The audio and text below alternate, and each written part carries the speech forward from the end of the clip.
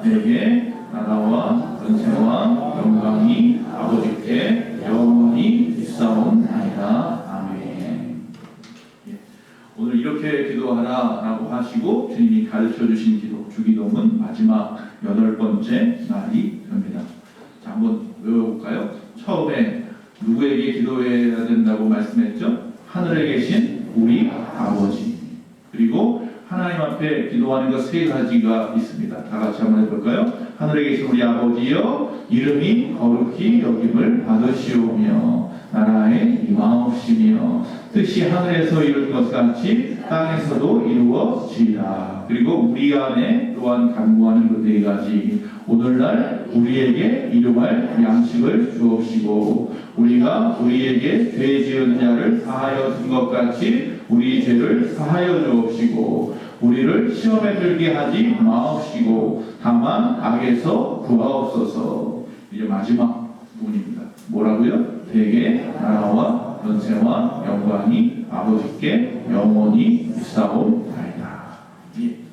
처음에 기도를 누구에게 해야 하는지에 대해서 하늘에 계신 아버지라고 가르쳐 주셨고, 그리고 하나님 앞에 구할 것 3가지와 우리의 삶을 위해서 구해야 할 것 4가지. 그래서 지난주에는 3번과 4번을 합쳐서 본 거예요. 그리고 이제 마지막 날, 오늘 8번째 날은 송영 부분이라고 하는 부분입니다. 성경을 자세히 여러분이 읽어봤는지 모르겠어요. 마태복음에도 나오고 누가복음에도 주기도문이 나와요. 그런데 자세히 살펴보면 오늘 본문 말씀이 마태복음에 보니까 가로로 채워져 있어요. 이 가로가 되어져 있다는 말씀은 이 말씀은 후대에 뭐예요? 삽입되었다라고 보면 돼요. 그러면 다시 말하면 예수님이 가르쳐 주신 기도문에는 원래는 없었는데 나중에 시간이 지나고 성경 신학자든지 아니면 제자들이 삽입을 한 내용이구나 라고 생각하면 쉽게 생각할 수가 있습니다. 근데 이 부분을 가만히 보니까 이 부분은 송영, 영광송이구나 라는 것을 알 수가 있어요. 송영이나 영광송은 뭐냐면 예배 형식 가운데, 예배 예전 가운데 예배의 시작에서 하나님 앞에 영광을 돌리는 찬양이나 예배 마지막에서 하나님 앞에 영광을 돌리는 찬양이 송영이에요. 그러니까 송영은 앞에 넣어도 되고 뒤에 넣어도 되고 둘 다 넣어도 되는 거예요. 우리는 어디에 넣어요? 앞에 넣죠. 앞에 넣어서 오늘 같은 경우 송영이 몇 장이에요? 10장이었네요. 그렇게 그렇죠. 근데 여기는 지금 송영을 마지막에 넣었어요. 이건 유대 전통이에요. 유대 전통에 따르면 그들이 하나님 앞에 찬양을 하거나 기도할 때마다 마지막을 송영으로 채워 넣습니다. 그래서 이 후대의 초대교회가 아마 첨가했을 것이라고 생각하는데 중요한 것은 그런데 이 첨가된 부분이 성경에 남아있어서 오랜 시간이 지났는데도 우리가 이 부분을 읽는다는 거예요. 즉 다시 말하면 성경중에 본문 내용이 들어간 것은 분명히 기이한 하나님의 역사 아니겠느냐라는 거죠. 귀한 의미가 있습니다. 지금까지 성도들은 이렇게 주님이 가르쳐 주신 기도를 하나님 앞에 할 때마다 항상 빠뜨리지 아니하고 이 부분을 읽었더라라는 것입니다. 그래서 오늘 본문 속에 이 말씀을 갖다가 우리 한 번 더 생각해보는 시간을 갖는 것입니다. 또 하나 또 생각해볼 것은 뭐냐면 이 가로로 되어 있는데 여기에 보면요 성경에 없는 부분을 갖다가 사람들이 주기도문을 외울 때마다 넣어요. 그게 뭐예요? 대개라고 하는 거예요. 대개. 영덕 대개라는 그런 대개가 아니라 대개라는 말은 포라는 단어로 쓰기도 해요. 킹 제임스 버전 영어 성경에 보면 포라는 것을 인과적 속사로 씁니다. 원인에 대한 결과로. 즉 다시 말하면 이 대개라고 하는 단어는 본문에 없는데 왜 자꾸 외웁니까? 영어 성경에는 포라고 해서 써 넣었어요. 그런데 우리는 이것을 빠뜨린 것이죠. 자, 어쨌든 그 대개라는 뜻은 사전적인 의미를 보니까 일의 큰 원칙으로 말하건대 이런 뜻이에요. 다른 말로 말하면 요컨대 이런 말이에요. 또 킹제임스 버전 아까 말한 포라고 하는 단어를 집어넣어서 보면 이건 어떤 말이냐면 앞에서 우리가 7가지 기도 제목을 하나님 앞에 올려드렸죠. 이런 간구의 기도를 하나님 앞에 올려드립니다. 하나님이 들으셨습니다. 라고 말하는 거예요. 그리고 나서 왜냐하면 왜 우리가 이런 기도를 하나님께 하느냐 하면 나라와 권세와 영광이 아버지께 영원히 있기 때문입니다. 라고 기도하는 거예요. 왜 내가 굳이 돈 많은 사람이나 능력 많은 사람에게 구하지 아니하고 하나님 앞에 이렇게 구하느냐 하면 모든 나라와 권세와 영광이 아버지께 있기 때문입니다. 라고 고백함으로 이 주기도문이 끝나는 것입니다. 이렇게 볼 때 이 대계라고 하는 부분은 앞에 간청하는 7가지 부분과 이 마지막 성령이라고 하는 부분, 영광과 권세 아버지께 있습니다 하는 이 성령이라고 하는 부분의 접속사 정도로 생각하면 돼요. 그래서 교회마다 하는 데가 있고 안 하는 데가 있어요. 저는 어려서부터 이 대계라는 말을 집어넣어서 주기도문을 외우다 보니까 저는 그 말씀을 항상 집어넣어서 주기도문을 외웁니다. 근데 아니 성경에도 없는 말을 왜 넣어요? 라고 말하지 마시고 또 성경에서 없지만 이거 꼭 해야 돼요 라고 또 하지도 마시고 그건 각자의 알아서 하실 부분인 것 같습니다. 자, 그렇다면 오늘 본문 내용을 하나씩 살펴보려고 합니다. 3가지를 볼 수 있는데 첫째는 뭐냐면 뭐라고요? 나라가 아버지 것입니다 라는 거예요. 자, 우리는 나라가 아버지 것임을 기억해야 합니다 라고 하는 거죠. 자, 나라에 임하옵시며 하나님의 나라에 대해서 이미 앞에서 간구 가운데 보았어요. 기억하십니까? 하나님의 나라는 무엇입니까? 하나님의 주권이 통용되는 모든 곳이다 하나님의 나라예요. 즉 하나님의 주권이 있는 곳은 하나님의 나라예요. 첫째는 어디예요? 저 천국이죠. 저 천국은 하나님의 나라예요. 마지막 우리가 이룰 새 하늘과 새 땅이 하나님의 나라예요. 그리고 또 두 번째, 이 세상에서도 바로 이 교회가 하나님의 나라예요. 여러분의 가정이 하나님의 나라가 될 수도 있어요. 할렐루야. 왜? 하나님의 주권이 통용되면 그것이 하나님의 나라니까요. 그래서 여러분이 여러분의 가정을, 여러분의 직장이나 우리 교회나 여러분이 속해 있는 그 사회 구성, 또 어떤 국가, 모든 단체, 모든 공동체를 하나님의 나라로 만들어야 하는 거예요. 예전에 어느 대통령이 서울시장 시절에 서울을 하나님께 바칩니다 라고 교찬 기도회 때 기도를 했어요. 그것 가지고 신문에서 난리가 났어요. 이 사람이 위험한 사람이다. 하나님의 나라를 만든데 한국을 그 의미를 모르는 사람들이 난리를 친 거죠. 자, 그렇다면 우리가 이 나라가, 이 세상이 하나님의 영원한 것, 하나님의 영원한 나라가 되기 위해서 해야 할 가장 큰 일이 있다면 무엇일까요? 저와 여러분이 해야 할 일이 무엇이 있을까요?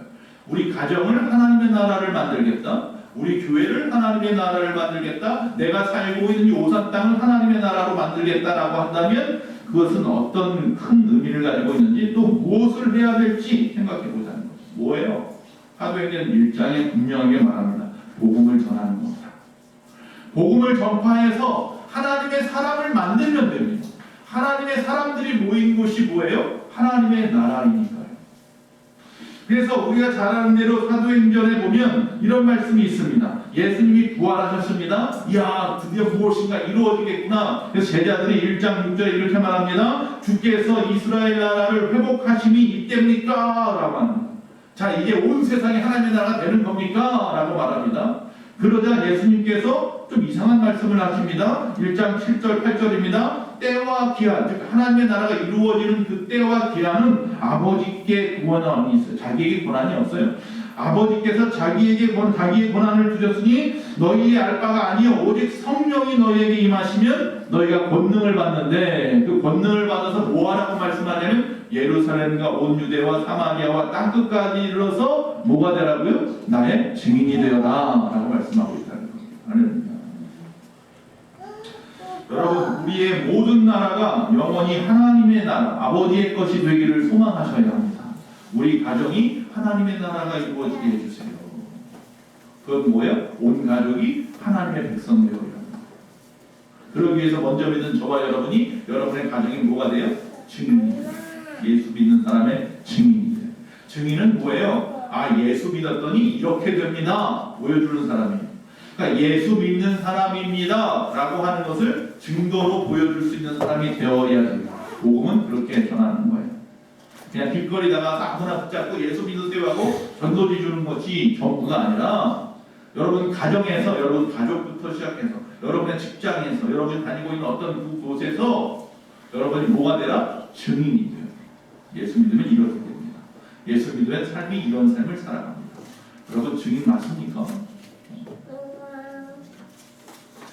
여러분, 모든 나라를, 하나님의 나라를 만들겠다면 복음 증거만 한 것이 없는데, 이 복음 증거가 바로 최선의 길인데, 그 이유는 복음 전파되어서 수많은 잃어버린 영혼들이 사망에서 생명으로 옮겨가기 때문인 거예요. 그 복음 증거만이 사망에서 생명으로 사람을 옮길 수 있기 때문이다. 하나님의 나라는 생명이거든요. 두 번째, 또 뭐가 하나님 앞에 있다고요? 권세가 영원히 주의 것임을 기억해야 된다라는 겁니다. 자, 권세라는 말은 헬라어로 두나미스라고 합니다. 이 말은 영어로 파워이죠. 파워. 다이나마이트라고도 표현하죠. 자, 성경을 보면 성도들이 가진 권세가 나와요. 아, 성도들에게도 권세가 있구나. 마가복음 16장 18절, 뱀을 집어올리며 무슨 독을 마실지라도 해를 받지 아니하며 병든 사람에게 손을 얹은즉 뭐하리라? 나으리라 하시니라. 어떤 해도 받지 않아요. 또 내가 누구를 위하여 기도하면 그가 병도 나아요. 이런 권세를 우리가 가지고 있다고 주님이 말씀하셨어요. 물론 하나님 믿는 사람들이겠죠. 성령 받은 사람들이 말이에요. 그래서 이런 권세는 뭐예요? 주의 것이죠. 내 안에서 그런 권세가 나온다고 내 것이 아니라 이 나의 가지고 있는 이 권세도 다 누구의 것이다? 주의 것입니다. 라고 고백하는 거예요. 그래서 인간에게도 분명히 권세가 있지만 이 권세조차 하나님으로부터 말미암은 하나님의 것임을 분명히 기억합니다. 라고 고백하는 거예요. 마가복음 9장에 보니까요, 예수님께서 변화산에 몇몇 제자를 데리고 올라가셔서 모세도 만나고 엘리야도 만나고 그럽니다. 엘리야도 만나고 그럽니다. 자, 그러니까 제자들이 여기다 토막 찍고 여기서 삽시다, 내려가지 맙시다 그랬다가 혼이 났죠. 그 예수님이 제자들 데리고 내려왔어요. 산에 내려오니까 산 밑에 제자들 사이에 무슨 일이 벌어졌나 봐요. 웅성웅성 난리가 아니에요. 그 가만히 보니까 무슨 일이 있었는가 하니까 어떤 아버지가 귀신에 사로잡힌 아들 데리고 와서 고쳐달라고 말하는 거예요. 근데 그 아이를 고쳐달라고 했을 때 제자들이 예수님이 어떻게 했던가 생각하고 흉내내었는데 오히려 못 고치고 어려움을 당하고 있는 상황이었어요. 그때 예수님께서 그곳에 나타나셨어요. 저분이 랍비입니다. 저분이 우리들의 선생님입니다. 라고 말하니까 그때서야 그 아버지가 예수님을 바라보고 예수님에게 이렇게 말씀합니다. 선생님께서 무엇을 하실 수 있거든 우리를 불쌍히 여기서 도와주십시오. 라고 말합니다. 자, 뭐예요? 무엇을 하실 수 있거든 이라고 말하고 있어요. 이 말은 뭐예요? 지금까지 제자들 한 거 보니까 아무 능력도 없더라고요. 그런데 당신이 그들의 선생이니까 혹시라도 당신이 할 수 있으면 좀 고쳐주시고, 이건 뭐야? 믿어야 문제야. 할 수 있거든. 하실 수 있다면 예수님이 그 마음을 아십니다. 그래서 말합니다. 할 수 있거든이 무슨 말이냐? 믿는 자에게 능치 못함이 없느니라. 할렐루야. 할 수 있거든요. 무슨 말이냐. 지금 주님이 우리에게 기도하라 말씀하시는데 우리가 하나님 앞에 기도할 때 우리 기도 안에다가 하실 수 있다면을 자꾸 집어넣어요. 우리의 기도에다가 자꾸 가능하시면이라는 말을 집어넣어요. 그건 무슨 기도예요? 믿음 없는 기도예요. 그 기도는 응답이 없어요. 하나님은 하실 수 있습니다. 할렐루야. 하나님을 믿는 우리 가운데 하나님의 권세가 나타날 수 있습니다. 라는 믿음의 기도가 필요한 거예요. 기도는 믿음으로 하는 겁니다. 믿자의 본전이 아닙니다. 즉 우리가 하나님께 하는 기도의 근거는 모든 권세가 아버지께 있습니다. 라는 고백인 거고, 그렇기 때문에 아버지께 능치 못할 일이 없다는 사실을 믿는 믿음으로 내가 기도합니다. 라고 하는 고백인 거예요. 그게 빠지면 기도가 아니에요. 1517년에 마틴 루터가 종교개혁을 일으켰습니다. 다음 주가 종교개혁 주일입니다. 자, 33살의 그 비텐베르크 교회의 교회 겸 학교죠. 학교의 교수였던 이분이 카톨릭에 대해 염증을 느꼈죠. 그래서 그들이 말하는 95개의 반박문을 갖다가 써가지고 그 정문에다 딱 붙여버렸어요. 학교 정문에다. 카톨릭 이거 잘못했다. 그 말은 그 당시에 여러분 혹시 아실지 모르지만 인쇄술에 대해서 역사 시간에 공부했는지 모르겠지만 금속팔자 만든 사람이 누구예요? 그 금속팔자가 바로 이때 나왔단 말이에요. 이게 하나님의 놀라운 기적이죠. 그래서 그 반박문이 세상으로 확 퍼져버렸어요. 인쇄술 때문에. 그래서 종교개혁이 불같이 일어나게 되었죠. 있었죠. 그때만 해도 무슨 일이 일어날 줄 알았어요. 보름스에서 감히 황제가 보낸 사람들하고 대적하여서 막 싸우고 막 이야기하고, 그래서 막 놀라운 능력이 나타날 줄 알았어요. 자기가 막 죽을 뻔하면 사람들이 와서 자기 구출해주고 자기를 도와주고 막 이런 일들이 벌어지니까 뭔가 될 줄 알았는데, 시간이 1년, 2년, 3년, 4년 지나면서 자꾸 여기저기서 부딪히고 전쟁이 일어나고 사람이 죽임을 당하고 어려움이 자꾸 생기는 거예요. 회의가 생기는 거예요. 이거 내가 잘하는 일을 한 건가? 범인이 생기는 거죠. 힘도 빠지기 시작합니다. 또 오래합니다. 그런데 1529년 또 한 번 오래입니다. 45이 된 이 마틴 루터에게 황제가 지쳐버렸어요. 피해버릴까? 그만할까? 그러다가 마지막으로 기도한다. 하나님 앞에 법정에 서기 전에 그날 밤에, 전날 밤에 기도합니다. 하나님, 난 무기력하고 극심한 좌절 속에 하나님 앞에 엎드려 기도합니다. 하나님, 이 일을 끝까지 해야 합니까? 말아야 합니까? 그렇게 하나님 앞에 기도하는데 하나님이 그게 뭐라고 말씀하시냐면, 무한한 권세와 능력은 하나님께 있느니라 라고 말씀하십니다. 할렐루야. 그래서 거기서 벌떡 일어나서 찬송시를 하나 썼어요. 여러분이 가지고 있는 찬송가 585장, 우리가 종교개혁주일마다 빠지지 않고 부르는, 모든 교회가 부르는 찬송가, 마틴 루터가 쓴 찬송가. 내 주는 강한 성이요 방패와 병기 되시니 그 환난에서 우리를 구하여 내시리로다. 2절 이 장수들은가 주 예수 그리스도 만군의 주로다. 당할 자 누구랴 반드시 이기리로다. 다음 주에 우리가 힘차게 불러야 할 찬송이에요. 모든 권세가 누구에게 있다고요? 주님에게 있다고요. 할렐루야. 그래서 우리는 뭐하리라? 반드시 이기리라. 할렐루야. 그 내용이에요. 권세는 누구에게 있다? 하나님. 능력은 누구에게 있다? 우리 주님에게. 모든 힘과 권세가 주의 것임을 인정하고 그리고 그분 앞에 우리가 도우심을 구하면 이상 누구도 갖지 못한 그 권세와 능력을 우리가 보게 될 것입니다. 바울이, 베드로가 죄를 짓고 부인하고 난리를 쳤을지 모르지만 그들이 성령 받고 하나님의 권세와 능력이 그들에게 임하니 목숨 걸고 복음을 전하니 땅끝까지 복음이 전해지더라. 이렇게 볼 때 이 기도는 우리가 기도할 때 결코 빠져서는 안 될 고백입니다. 모든 권세와 능력이 아버지 것입니다. 세 번째, 또 뭐가 하나님의 것이에요? 영광이 영원히 있을 것임을 믿어야 됩니다. 영광이 아버지 거예요. 자, 이 말씀은 이 세상에서 찬양받기 합당하신 분, 존귀한 분은 누구밖에 없다? 하나님밖에 없습니다 라고 말하는 거예요. 즉 오늘날 하나님의 영광을 가리거나 하나님의 영광을 빼앗아 자신의 것으로 만들고자 하는 많은 사람들이 있습니다. 기업의 오너 되는 분, 한 나라의 통수권자들, 왕들, 권력가들, 뭐 이런 사람들, 자기가 다 잘나서 그렇게 있는 줄 알아요. 모든 영광은 다 자기 거라고 생각을 해요. 가까이 있는 저쪽에 있는 그 사람도 그래요. 모든 권세는 누구에게 있다고 앞에서 말했어요? 아버지께 있다고요.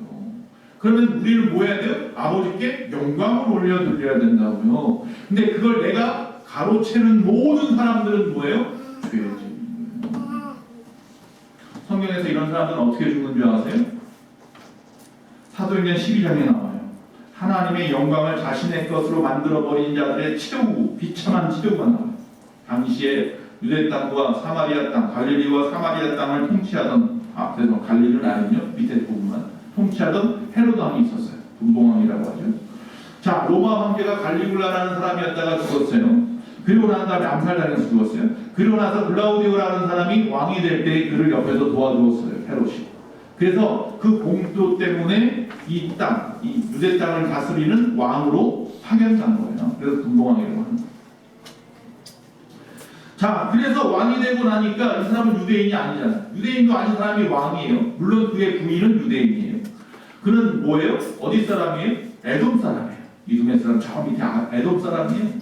물론 멀리 올라가다 보면 야곱과 에서 사람이잖아요. 에서의 그 집안 사람들이니까 뭐 가족이라고 말하면 할 말은 없지만 어쨌든 에돔 사람이에요. 그래서 유대인들에게 환심을 사려고 별별 일을 다 했어요. 모두 해요? 성전도 리모델링 한답시고 70년이나 질질 끌려. 왜? 그 한 번에 지어버리면 어떻게 돼요? 그 끝이니까. 계속 지으면서 사람들 막 고문하는 정신적으로 청년들 막 열정페이라고 하는 거죠. 자꾸 나중에 해줄게, 더 많이 해줄게, 뭐 해줄게 그러면서 끊임없이 사람들을 갖다가 거기에 현혹되어서 딴 생각 못하게 만드는 거예요. 빨리 끝내도 될 것 같아 질질 끄는 거예요. 무슨 검찰 수사하는 것처럼 질질 끄는 거예요. 자, 어쨌든 그런데 이 사람이 이 두로와 시돈 땅, 이방 땅, 페키디아 그 땅을 갖다가 사람들하고 관계가 좋았어요. 그 사람들이 조공 바치게 만들었거든요. 왜? 거기를 먹을 게 별로 없어요. 음식, 식량물, 자원. 그래서 이 이스라엘에서 먹을 걸 조달해줬어요. 그러니까 그 사람들은 뭐예요? 페니키아 사람들이 뭐예요? 와가지고 조공도 바치고 왕 앞에 막 굽신굽신하죠. 그러니까 유대인들이 볼 때 와 대단한가 보다 이럽니다. 그러니까 그러면서 그 연설을 하는데 사람들 앞에서 사람들이 막 웅성웅성하면서 아 신의 목소리입니다. 그러니까 하나님의 목소리 같습니다. 그러니까 이 헤롯 왕이 뭐예요? 그래 내가 어떤 사람인데 내가 그런 능력자야. 그러자 하나님의 사자가 나타나고 그에게 명하니 벌레가 먹혀 죽었더라. 영광을 하나님께 돌려야 할 영광을 그 권세를 내가 받아 먹어보고 말미암아서 비참한 죄 벌레 먹어 죽은 사람이에요. 여러분 벌레 먹어 죽기 싫으면 하나님 앞에 영광 돌리시기 바랍니다. 왜냐면 연예인들 상 받을 때마다 뭐 한다고? 하나님 앞에 영광 돌립니다. 말이라도 제가 그렇게 합니다. 진짜인지 아닌지를 모르겠죠. 오늘날 교회 안에서 그런 잘못들이 흔합니다. 뭐 외부에만 있는 게 아니에요. 다른 나라 어떤 세력들 어떤 사람들이 아니라 바로 우리 안에도 하나님의 영광을 가로채는 일들이 넘쳐납니다. 이 교계에서도 보면 죄송하지만 목사님들이 하나님의 영광을 돌려야 되는데 자신의 이름 내게 바꾸시고 목회자라는 이유로 또 교회 안에서 중직자라는 이유로 헌금을 많이 한다는 이유로 봉사를 많이 한다는 이유로 하나님이 마땅히 받으셔야 할 칭찬과 영광을 스스로 가로채버리는 사람들이 있다는 겁니다. 사람들이 인정해 주기를 바라고 그래서 때때로 자신을 알아주지 않으면 어떡합니까? 상처 입고 교회를 떠납니다. 여러분 죄송합니다. 교회 안에서 알아주거나 인정받기 원하십니까? 하나님 앞에 인정받으시면 됩니다. 하나님께서 칭찬하실 거고요. 하나님이 상급 주시면 되는 겁니다. 만약에 제가 여러분에게 상급을 주고 제가 여러분을 칭찬하면 거기서 끝입니다. 하나님이 주실 것이 없을 거예요. 칭찬과 위로는 하나님 앞에 받으십시오. 교회 안에서 사람 간의 인간관계 가운데 알아주지 않는다고 해서 상처 입고 교회를 떠나신 분들의 대부분의 모습이 바로 하나님의 영광을 가로채고자 하는 마음이 있다는 게 내가 받아야 되는데 내가 인정받아야 되고 내가 이렇게까지 정말 교회를 위해서 이렇게 했는데 알아주지도 않고 하나님이 알아주려다가도 그렇게 말하는 순간 다 뱉어버리실 것 같아요. 다 토해버리실 것 같아요. 그래 다 뱉어가지고 야 목사야 네가 알아주라 그렇게 하죠. 그러면 안 되잖아요. 네. 여러분 우리는 결코 그러한 잘못에 빠져들면 안 될 줄로 믿습니다. 바울이 전도를 하는데 루스드라에 갔습니다. 나면서부터 걷지 못하던 사람이 있었습니다. 하나님의 권능으로 고쳤습니다. 이적이 나타난 겁니다. 놀라 자빠집니다. 사람들이 바울과 바나바를 신으로 추앙을 합니다. 깜짝 놀랐습니다. 바울이 바나바가 자신의 옷을 막 찢으면서 우리가 무슨 하나님이라고 우리한테 그러느냐. 이 영광의 주인은 하나님이시다. 우리가 아니야. 라고 말하는 거죠. 여러분 오로지 모든 영광은 누가 받으셔야 돼요? 하나님이 받으셔야 돼요. 여러분이 받으려고 하는 순간 여러분도 돌려먹어 죽을 수 있단 말이에요. 하나님께만 영광을 돌리시는 여러분 되시기를 간절히 바랍니다. 어떠한 상황 가운데서 항상 하나님을 기억하셔야 합니다. 하나님이 하셨구나. 하나님이 도우셨구나. 하나님이 영광 받으시려고 나에게 이런 일들을 하셨구나. 마지막으로 뭐로 끝납니까? 아멘. 아까 아멘 하셨는데 아멘이거든요. 자, 아멘이라는 말이 뭡니까? 네 가지로 보시면 첫째로 진실로 그러합니다. 둘째로 꼭 그렇게 될 줄로 믿고 기대합니다. 믿습니다. 세 번째로 내 충성을 바치겠습니다. 그렇게 하겠습니다. 네 번째로 내 생애를 드립니다. 헌신하겠습니다. 사도 요한이 7교회 교인들에게 향해서 하나님께서 편지를 보내라 편지를 보냅니다. 그 요한계시록 3장 14절에 보니까 그 교회들에게 뭐라고 말하냐면 아멘이시요 충성되고 참된 증인이시요 하나님의 창조의 근본이신 이 이렇게 되어 있어요. 하나님의 창조의 근본이신 이 예수 그리스도 그는 아멘이십니다. 즉 다시 말하면 말씀하신 것을 모든 것을 이루시는 분, 또 우리의 모든 기도에 응답하시는 분, 그분이 바로 예수 그리스도, 그분이 바로 아멘의 주인이십니다 라고 말하는 거예요. 이렇게 볼 때 이 아멘이라는 말 속에는 우리의 믿음의 결단, 헌신의 다짐이 포함되어 있는 겁니다. 그래서 우리가 하나님 앞에 기도할 때 모든 기도를 마치고 마지막에 뭐예요? 예수님의 이름으로 기도합니다. 아멘 하고 도장을 찍죠. 그대로 될 줄로 믿습니다. 우리의 기도가 응답받을 줄로 믿습니다. 기대합니다. 믿습니다. 또 그뿐만 아닙니다. 우리가 말씀을 들을 때에도 하나님의 말씀이 선포되는 순간순간 뭐로 화답합니까? 아멘으로 화답합니다. 그건 뭐예요? 역시 마찬가지입니다. 하나님 그렇게 될 줄로 믿습니다. 그 말이 옳습니다. 어떤 목사님은 그래서 부흥회 때 예전에 들은 말씀인데 이 아멘을 계약서에 도장을 찍는 것과 같다라고 말했어요. 우리가 말씀을 들을 때 아멘하는 것과 기도할 때 맨 마지막에 아멘으로 마치는 것은 마치 계약서의 마지막 도장을 꽝 찍는 것과 같다. 그래서 아멘하고 나면 기도 그 이상의 것들, 다시 말하면 내가 뭘 기도를 했어요. 그 기도한 것에 그 이상이든 아니면 그 이하이든 잘됐든 못됐든 그대로 받아들이겠다는 계약서의 도장입니다.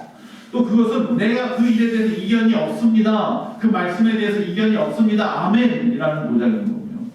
전적으로 신뢰합니다. 그리고 그것을 위탁합니다. 라고 하는 것에 대한 아멘 도장을 꽝 찍는 거예요. 그만큼 깊은 신뢰와 위탁의 마음으로 기도할 때에 하나님께서 분명히 우리의 기도를 들으시고 축복하시라, 복 주시리라 믿습니다. 이제 오늘 주기도문 마지막 시간 이 성령에 해당하는 부분을 우리가 좀 생각해 보았습니다. 자, 하나님의 나라, 하나님의 권세, 하나님의 영광을 인정하는 믿음의 기도가 주기도문 마지막 부분, 바로 오늘 말씀 가로 안에 들어있는 부분입니다. 바로 내가 그 하나님의 주권에 속하여 살아가겠습니다, 살아가고 있습니다를 고백하는 내용입니다.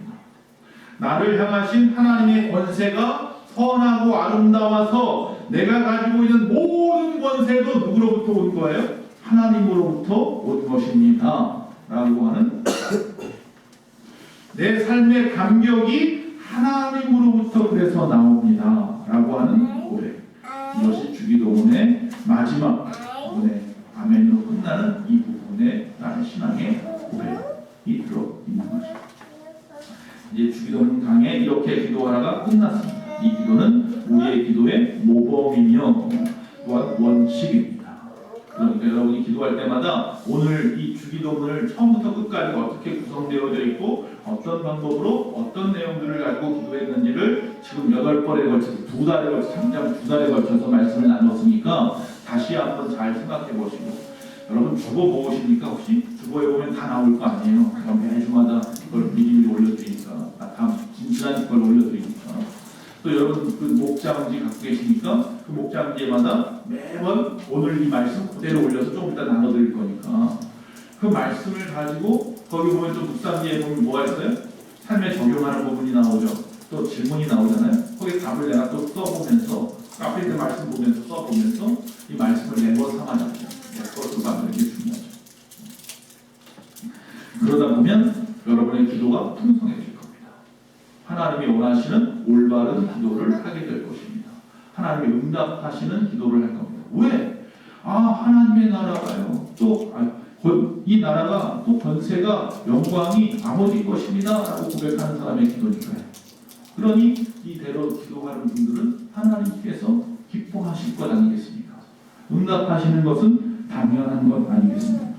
그래서 하나님의 마음, 오늘 우리에게 가르쳐주신 이 주기도문 속에서 아버지의 마음을 깨달아야 할 것이고 또한 놀라운 능력의 기도가 되게 해야 할 것이고 하나님의 보좌를 흔드는 기도를 하게 될 줄로 믿습니다. 올바른 기도, 참된 기도를 드리는 참된 신앙, 우리의 소망교회 모든 성도님들이 다 되시기를 바랍니다.